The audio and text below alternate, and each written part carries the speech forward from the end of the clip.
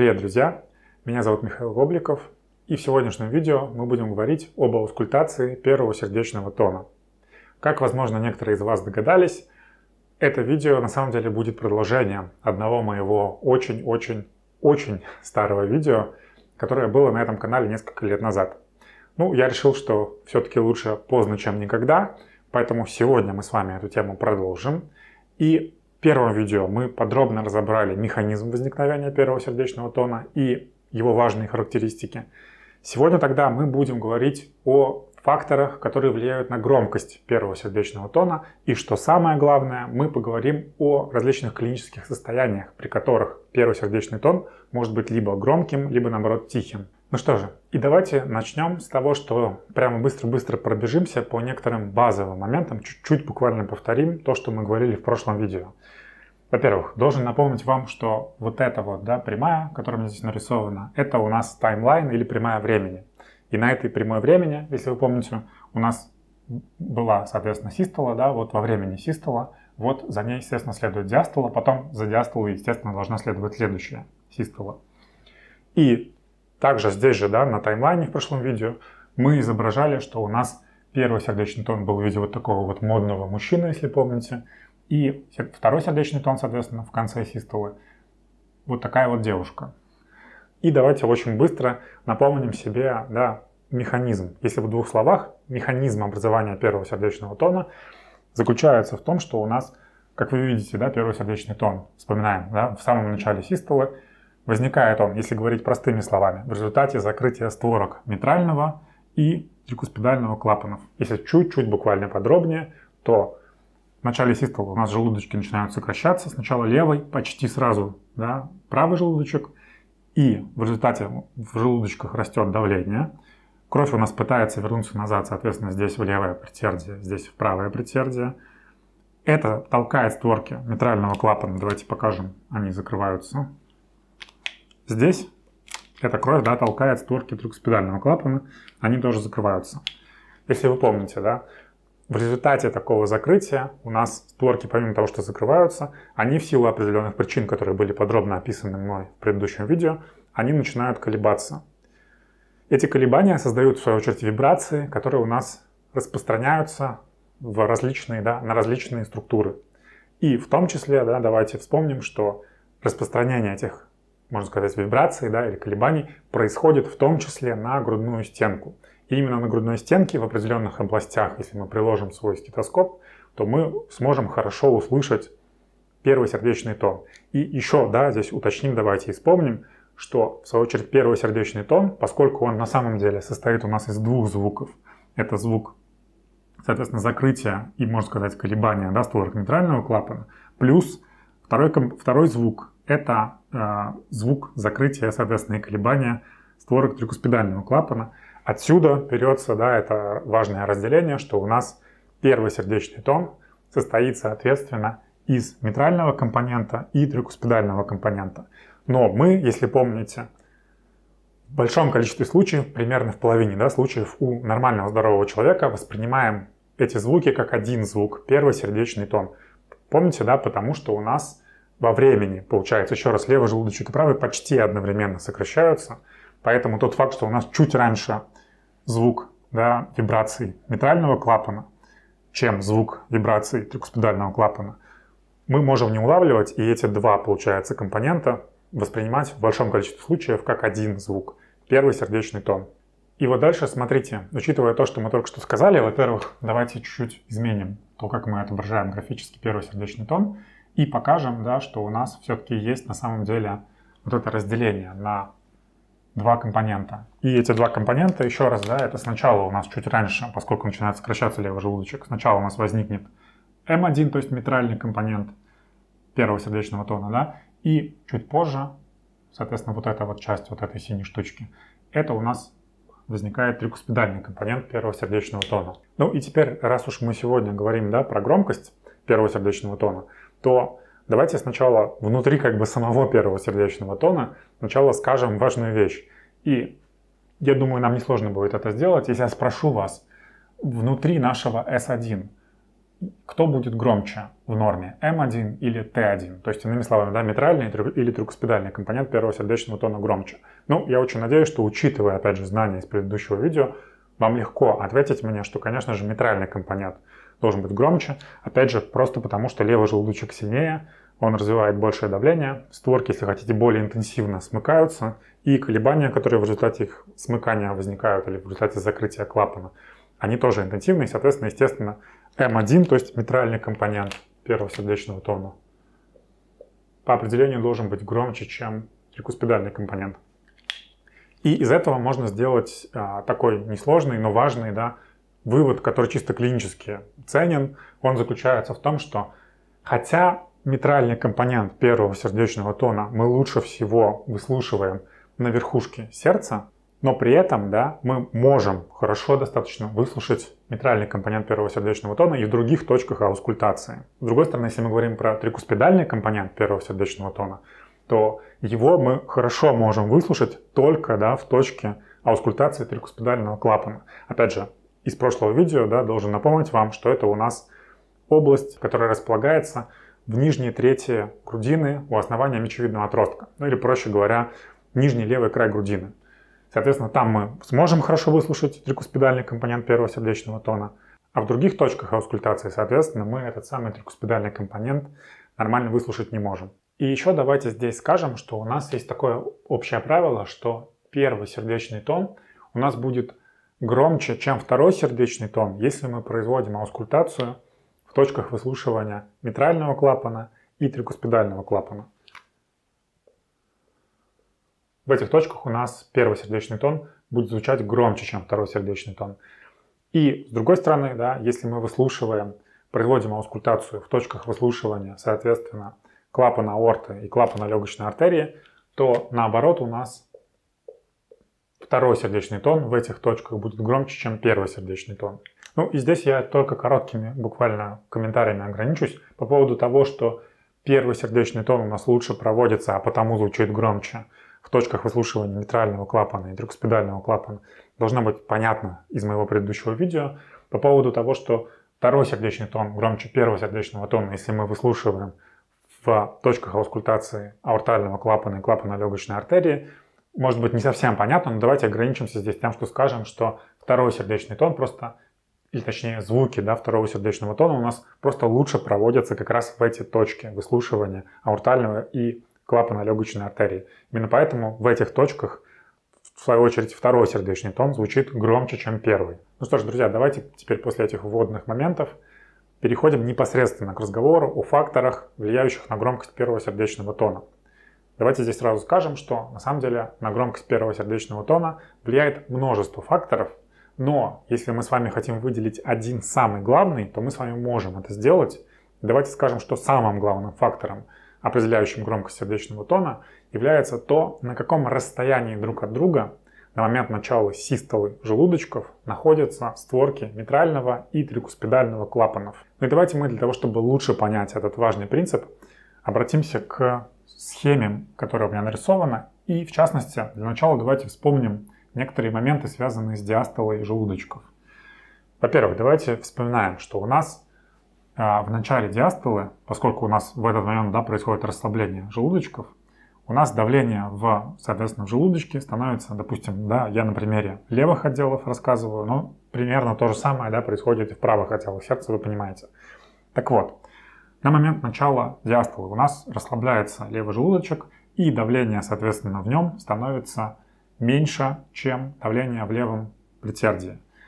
Это означает, что теперь по градиенту давления у нас кровь толкает створки митрального клапана, соответственно, происходит открытие, да, этих створок, и, естественно, кровь у нас устремляется в желудочек. Причем мы также можем еще сказать, что у нас на самом деле в конце систолы, после того, как левый желудочек протолкнул кровь, у нас здесь в желудочке остался некий небольшой остаточный объем крови, который, напоминаю, называется конечно-систолический объем. То есть получается, что на момент начала диастолы, когда у нас открылся митральный клапан и кровь, которая скопилась в левом предсердии, устремилась в левый желудочек, мы добавляем, да, то есть это будет объем крови, который дополнительно к этому конечно-систолическому объему мы сюда в желудочек приходит. То есть, да, еще добавляется некий объем крови. И вот в эту первую часть, да, можно сказать, диастолы, когда у нас вот так вот широко открыты створки, потому что градиент, да, давления, разница давления между предсердием и желудочком достаточно большая, у нас кровь как бы с такой значительной силой, можно сказать, устремляется в левый желудочек, и створки клапана в этот момент широко открыты.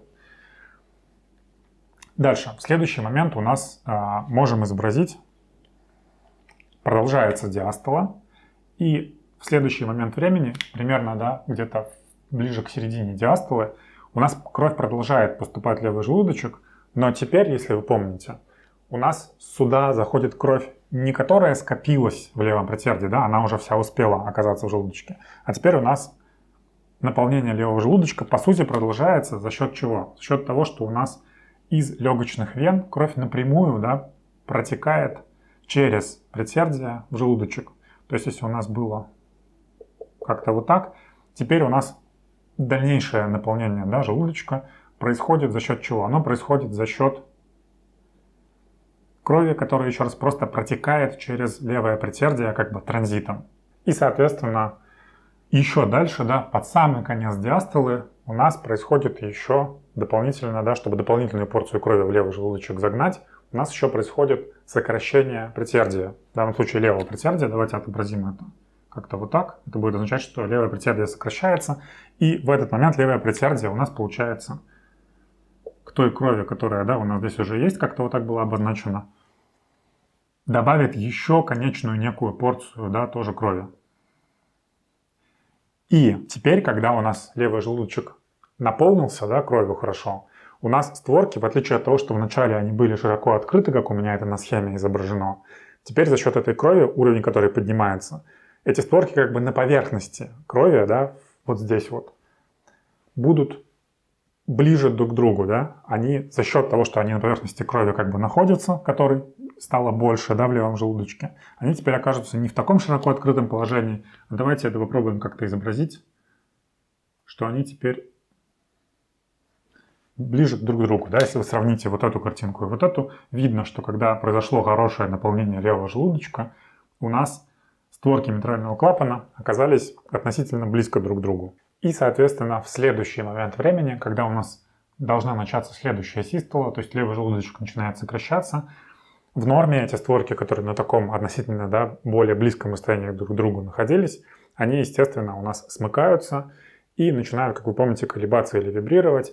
И это в норме мы можем услышать, как, помните, первый сердечный тон. Ну или если говорить здесь точно, то раз мы рисуем левое отделы сердца, то как митральный компонент, да, первого сердечного тона.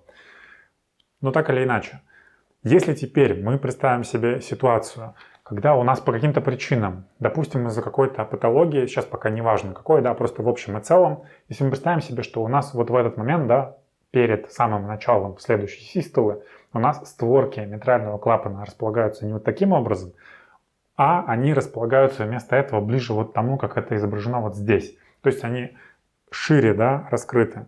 И если представить себе, что вот при таком более широком положении у нас начинается систола, желудочек начинает сокращаться, то эти створки, получается, да, закроются и сомкнутся с большего расстояния. Это, в свою очередь, в такой ситуации означает, что колебание этих створок будет сильнее, да, чем это было в случае, когда они располагались ближе друг к другу. Соответственно, такое более сильное колебание, как вы думаете, вызовет более громкий или более тихий первый сердечный тон? Ну, конечно же, я уверен, что вы сказали, что более громкий. И здесь также хочу продемонстрировать очень простым способом, но мне кажется, очень наглядно, этот принцип, да, который мы только что рассмотрели. Если я ударю в ладони вот с такого, например, расстояния, то, как видите, звук не очень внятный. Но если я то же самое проделаю с большего расстояния, то, как вы слышите, звук, естественно, гораздо громче. Идея со створками митрального клапана, да, в начале систолы, соответственно, с громкостью первого сердечного тона, по сути, да, в этом и заключается. Если створки ближе друг к другу, то их закрытие получается с меньшей интенсивностью. Если они на большем расстоянии, да, то закрываются они интенсивнее, и возникающие в результате колебания и в итоге звук, естественно, сильнее, и звук, соответственно, громче. И здесь, если хотите, то этот главный фактор, влияющий на громкость первого сердечного тона, мы можем сказать чуть более точными и чуть более умными словами. Итак, главный фактор, влияющий на громкость первого сердечного тона, это степень экскурсии створок митрального клапана в момент начала систолы желудочков.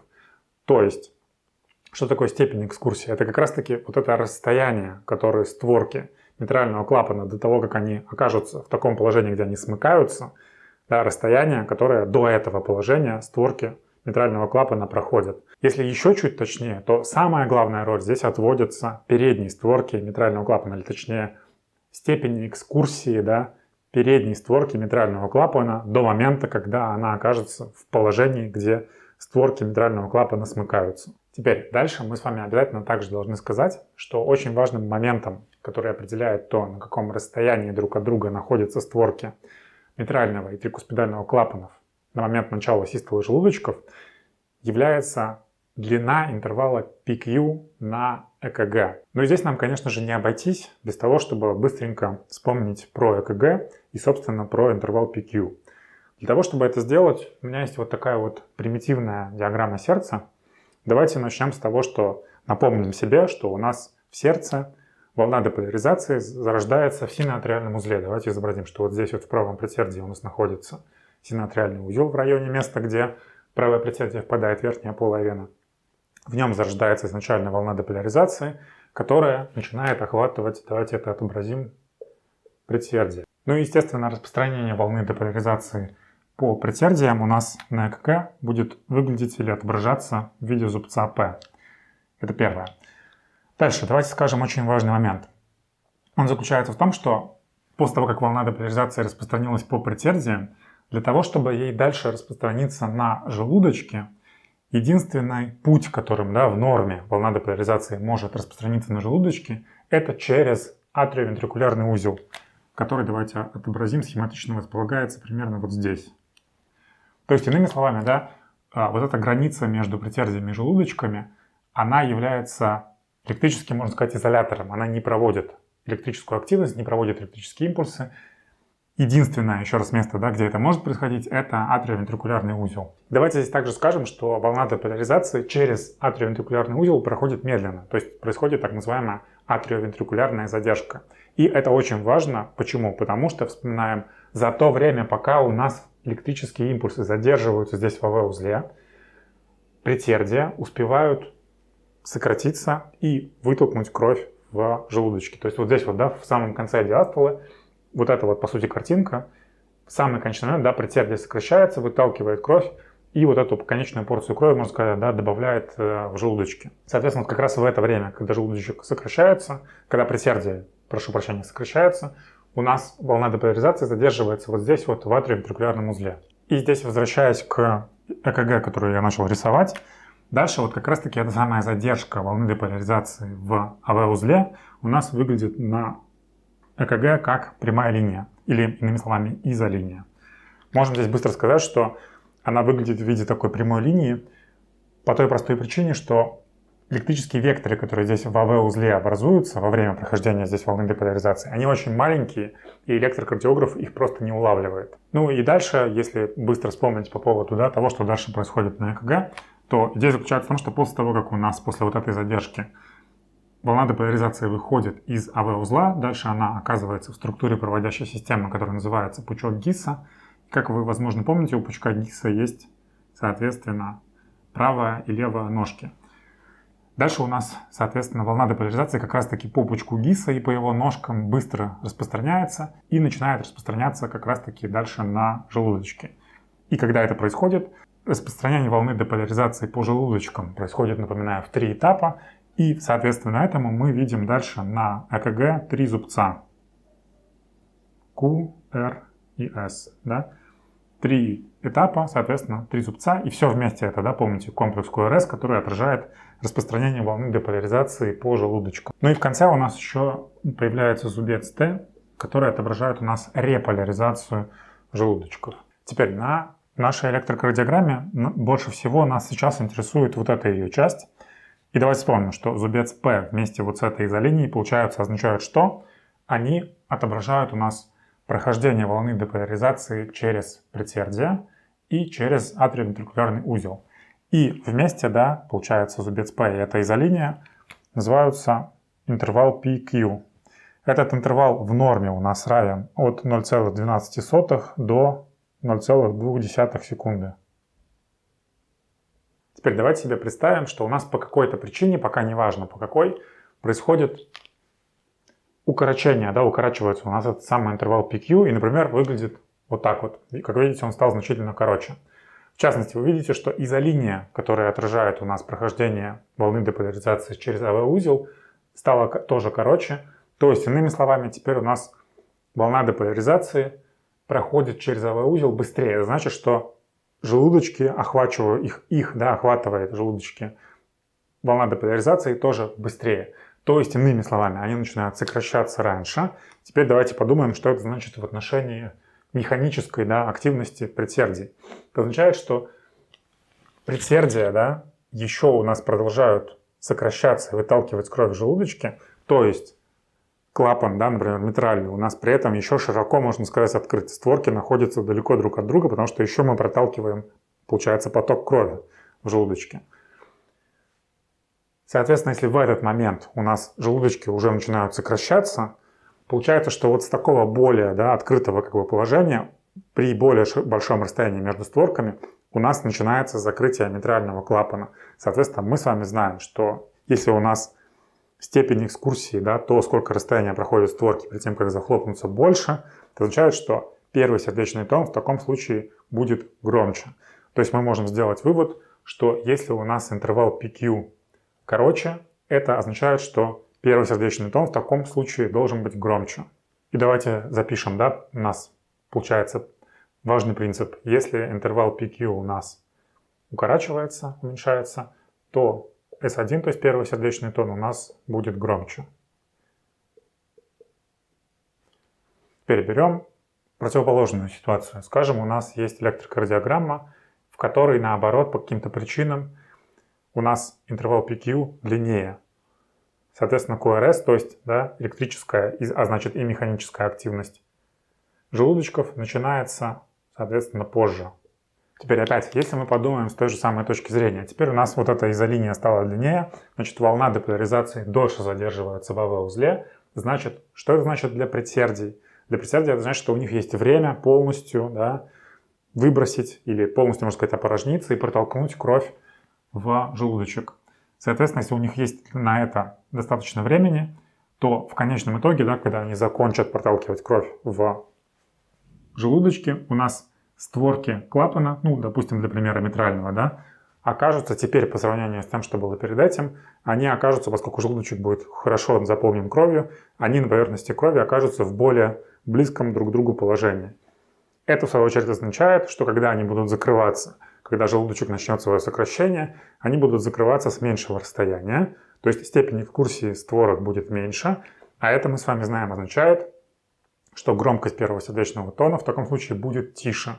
Соответственно, здесь мы с вами можем записать еще один принцип, который заключается в том, что если интервал PQ у нас наоборот удлиняется, то первый сердечный тон будет, соответственно, тише.